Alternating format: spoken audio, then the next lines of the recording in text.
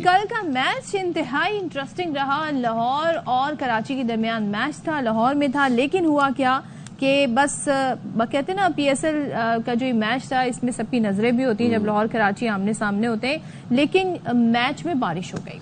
अब जब बारिश हुई तो फिर मैच को महदूद कर दिया गया और 15-15 ओवर्स तक महदूद कर दिया गया।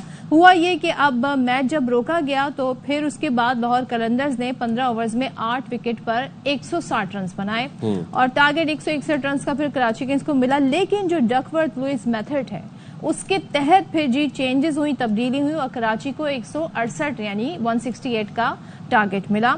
अब हुआ क्या, लाहौर की जाने से हम आपको बता देते हैं, मोहम्मद नईम ने, फखर जमान ने बड़ी अच्छी बैटिंग की और बड़ा हमें अच्छा लगा जिस तरीके से वो खेले। खासतौर पर मैं फखर की बात करूं, 51 रन बनाए, मोहम्मद नईम ने 65 रन बनाए और फिर कराची किंग्स की जानिब से अब्बास आफरीदी ने 4 विकेटें ली। तो ये तो हो गई जी लाहौर की बैटिंग हो गई। अब आती है कराची की बारी। अब आती कराची की बारी। कराची किंग्स को मैच जीतने के लिए दरकार थे जनाब 168 रन।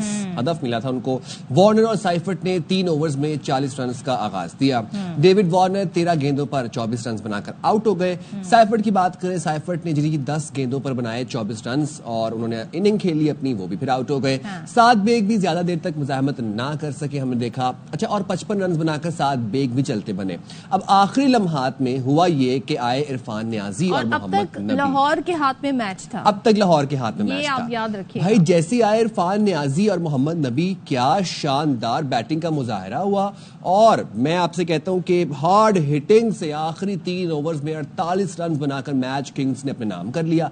इरफान ने जी 21 गेंदों पर 5 छक्कों की मदद से 48 रन बनाए। मोहम्मद नबी ने 8 गेंदों पर 15 रन की इनिंग्स खेली। डेरिल मिचेल और फिर हारिस ट्रॉफी अगर बात करें, उन्होंने 2-2 विकेटें हासिल की हैं। तो जरा देखते हैं जी क्या कराची किंग्स की बैटिंग रही, कैसे छक्के चौकों की आखिर में जो बरसात हुई, अनबिलीवेबल जो लास्ट ओवर था वो रहा कराची किंग्स के लिए।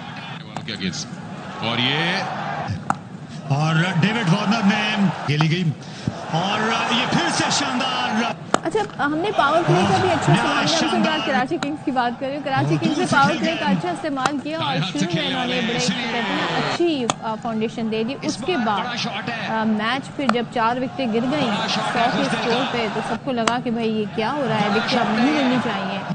लेकिन फिर जो इरफान नियाजी आए उन्होंने तो आखिर जो तबाही फेरी है और वहां पर जो शायकीन थे बड़ा महसूस हुए जी इन चौकों छक्कों को देखने। तो यही एंटरटेन होने यही तो देखने आए थे अब आप वहां पर। पॉइंट्स टेबल का भी आप बता रहे थे मुझे ब्रेक में। पॉइंट्स टेबल में ये हो गया है कि अब यूं जुड़ गए हैं कराची के 2 पॉइंट्स। तो अगर बारिश हो जाती है और फर्ज करें मैच नहीं होता, फिर दोनों को 1-1 पॉइंट्स मिलना था, लेकिन क्योंकि मैच हुआ और मैच जीता कराची किंग्स ने तो उन्हें 2 पॉइंट्स मिल गए। पॉइंट्स टेबल पर कराची किंग्स 3री पोजीशन पर आ गया है और लाहौर कलंदर 4थी पोजीशन पर चला गया है। तो ये जी तमाम सूरत। हमने ये भी देखा है कराची किंग्स ने अपना स्क्वाड कुछ तब्दीलियां की हैं क्योंकि कुछ प्लेयर्स थे उनको इंजरीज हुई। आपको बताते हैं जरा। फास्ट बॉलर शाहनवाज धानी को एडम मिलन की जगह स्क्वाड में शामिल कर लिया गया है। एडम मिलन को हुई थी घुटने की इंजरी और जिसके बायस वो पीएसएल से बाहर हो गए। फिर फवाद अली की हैमस्ट्रिंग इंजरी हुई थी और उनको फिर अब उनकी जगह जो है वो विकेट कीपर बैटर साद बेग को स्क्वाड में शामिल कर लिया गया।